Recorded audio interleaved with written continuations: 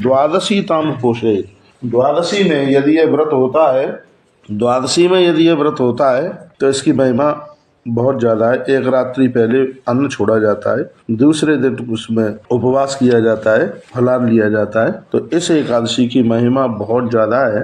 बताया गया प्रातः काल जो व्रती है वो नियम पूर्वक प्रातः जल्दी जगे और स्नान करे, हो जाए तो कुएं का पानी या नदियों का जल मिल जाए, ऐसा भी वर्णन किया गया। तथा प्रभात समय कृत्वा च नियमम व्रती और स्नानम शुच समाचरित मध्याह्ने तथा पार्थ स्नानम शुच समाचरित। तो यदि कुएं का जल मिल जाए, बावली का जल मिल जाए तो ज्यादा बढ़िया है। सरोवर में भी स्नान कर सकते हैं, नदियों में स्नान श्रेष्ठ माना गया है। 25 नंबर के श्लोक में वर्णन किया गया है, तड़ागे च उत्तमम स्नानम नद्याम स्नानम तथा परम। नदी का स्नान बहुत विशेष माना गया है। तो हे धर्मराज, जहाँ जल में प्रवेश करने पर जीवों को कष्ट होता है, ऐसी जगह पर कभी भी स्नान न करें। घर पर भी स्नान करके आप इस 11 का व्रत कर सकते हो। जल को शुद्ध कर ले तो घर में भी स्नान करके आप एकादशी का व्रत कर सकते हैं। स्नान करते समय भगवत नाम उच्चारण किया जाए, भगवान का नाम लिया जाए तो ज्यादा बहुत बढ़िया है। एकादशी करने वाले लोग पाखंडियों से दूर रहे, झूठ बोलने वाले लोगों से दूर रहे, जो संत गुरुजन ब्राह्मणों की निंदा करते हैं,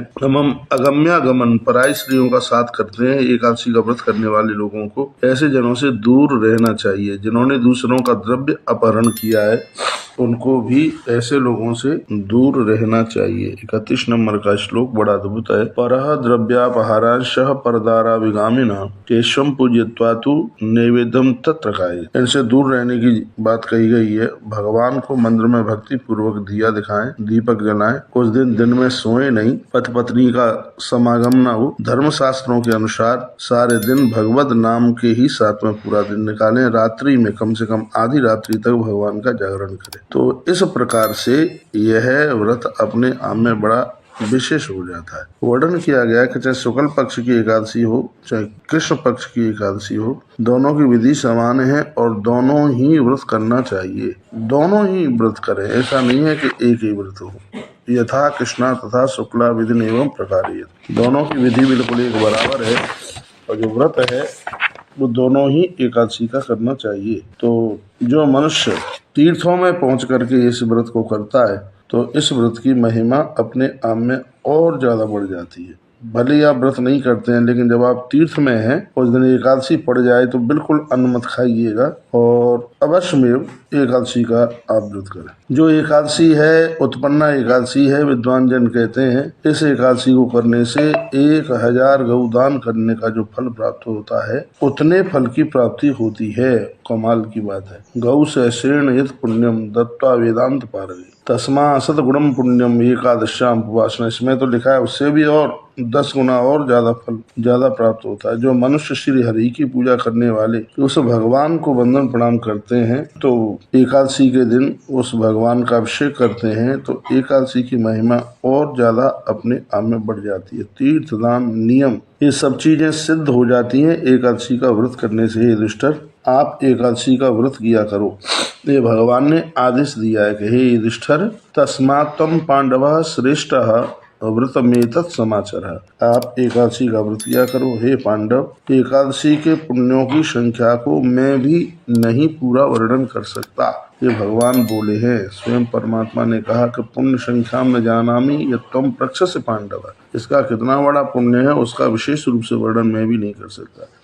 एकादशी व्रत के समान हजारों यज्ञों के भी करने का फल नहीं है, यह भगवान ने कहा है। एकादशी समम नास्ति कृतम यज्ञ सहस्रकम। हजारों यज्ञ कोई व्यक्ति करे और एक व्यक्ति एकादशी का व्रत करे तो उसका पुण्य ज्यादा होगा जो 11 का व्रत करता है। तब युधिष्ठिर ने पूछा, युधिष्ठिर ने कहा कि भगवान उत्पन्ना सा कथम देवः पुण्याम एकादशीम तिथि कथम पवित्रा विश्वशीन कथम वही देवता प्रिया। युधिष्ठिर ने कहा कि हे प्रभु, यह एकादशी तिथि कैसे उत्पन्न हुई, यह संपूर्ण जगत में कैसे पवित्र हो गई और वह भगवान को कैसे प्रिय तिथि हुई है, इसके बारे में आप हमें बताएं। तब भगवान ने कहा, पुरा करते युगे पार्थ मुरनामा तो दानव अत्यद्भुतो महारौद्र सर्वदेव भयंकर। भगवान कहते हैं पहले के सतयुग में एक मुर नाम का दैत्य हुआ था। वह अत्यंत बहुत ज़्यादा महाभयंकर और देवताओं के लिए वो बिल्कुल द्रोह था। हे राजन, उसने इंद्र तथा सभी देवताओं को जीत लिया। मृत्यु स्वरूप तथा दुष्ट वह महाअसुर देवताओं को परास्त करने में लग गया। सभी देवता बड़े परेशान थे। स्वर्ग छोड़ छाड़ करके वह भगवान महादेव के पास में पहुंचे। भगवान महादेव के पास में जाकर उपायम ब्रूहि में देवा यमरायंती को गतिम, और वो कहने लगे कि हे प्रभु, हमारी रक्षा करो, हमें बचाओ, इस समय हम क्या करें।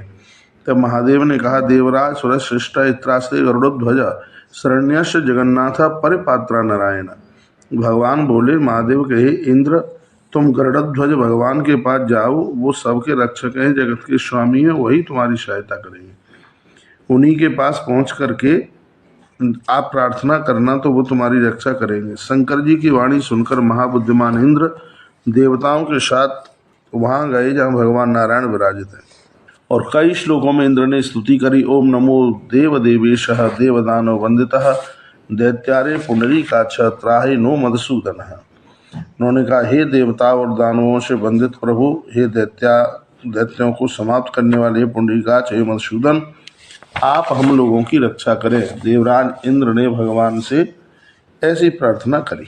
महादेव ने कहा कि इंद्र के वचनों को सुनकर भगवान विष्णु, ये कथा भी सुनाई जा रही है, भगवान ने कहा, हे इंद्र, वह दानव कैसा है? इंद्र को पूछने लगे भगवान, उसका रूप कैसा है, उसमें बल कितना है? तब इंद्र ने कहा, हे देवेश, बहुत पहले ब्रह्मा जी के वंश में एक तालजंग नामक महाअसुर हुआ था, और वह स्वभाव से बड़ा क्रोधी था।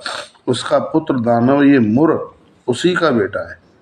इसने सभी देवताओं को परास्त कर दिया है बिल्कुल।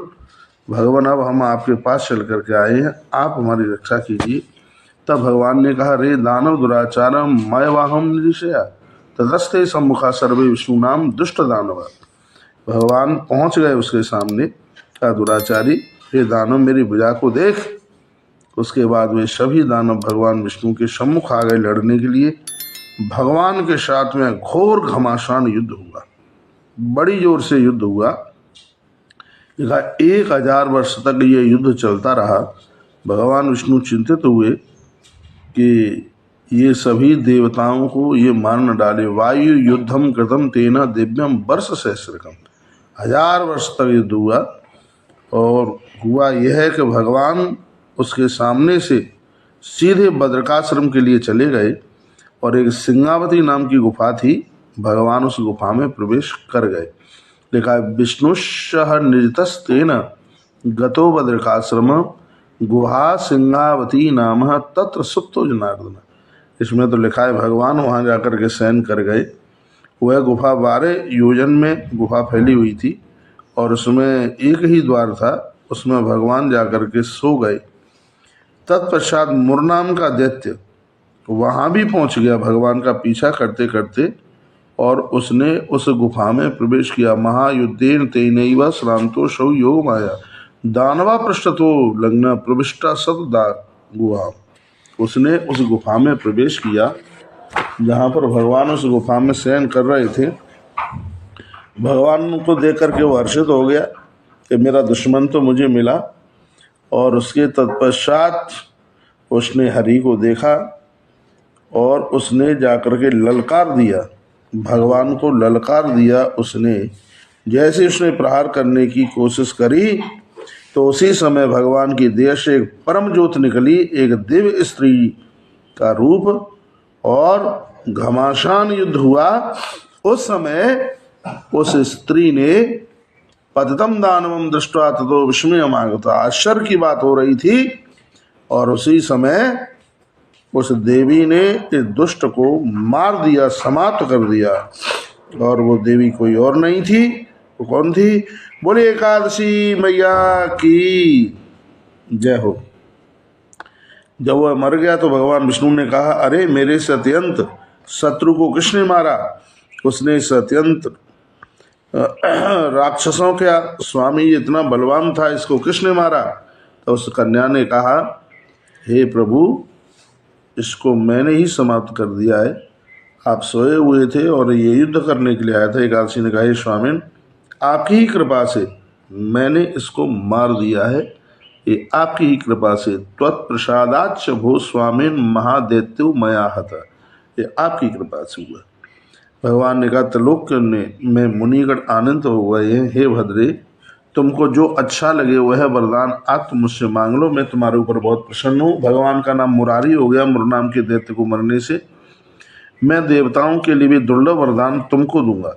एकादशी ने कहा, हे जनार्दन, यदि आप सचमुच मेरे ऊपर प्रसन्न हैं तो मैं एक वरदान आपसे चाहती हूँ, वो मेरे हृदय में है, वो आप मुझे दे दीजिएगा। यदि तुष्टोष में देवः सत्य मुक्तम जनार्दन वरमेकम तो वांछामि हृदय च जगतपते। यदि आप हमारे ऊपर प्रसन्न है तो हमें एक वरदान दे दें। हे प्रभु, मैं अपने अभिप्रेत वरदान के लिए आपसे प्रार्थना करती हूँ।